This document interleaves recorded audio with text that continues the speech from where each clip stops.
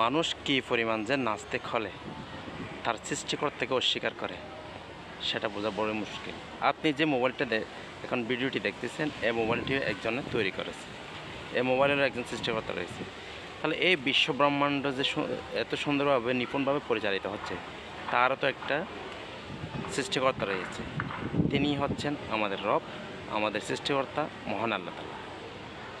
যদি আপনি আল্লাহকে বিশ্বাস না করেন, তাহলে আপনি এই দুনিয়াতে বেঁচে থাকাও আপনার অধিকার নেই। মনে করেন যে কি আপনারা মনে করেন মরে গেলে দুনিয়া থেকে যখন আপনি চলে যাবেন তখন জান্নাত জাহান্নাম আখিরাত কবর কিছুই হবে না, এটা যদি মনে করেন, ধরে নিলাম আপনি এটা যেটা কিচ্ছু হবে না, আপনি মরে গেলেন, আমি মরে গেলাম, সব কিছু শেষ। যদি হয় আপনার হিসাব দিতে হয়, তখন আপনি কী করবেন? তখন তো আপনি আটকে যাবেন। আমরা তো জানি অবশ্যই জান্নাত আছে, জাহান্নাম আছে, আখিরাত আছে, খবর আছে, সব কিছু আমরা জানি। এই জন্য আমরা এগুলো বিশ্বাস করি এবং মেনে চলার জন্য চেষ্টা করি।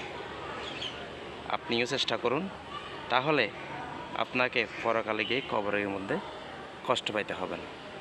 কবরের মধ্যে কষ্ট পাবেন যদি আপনি ঈমান ছাড়া কবরের মধ্যে যান, আল্লাহর কাছে আপনি বেঁচে যাবেন।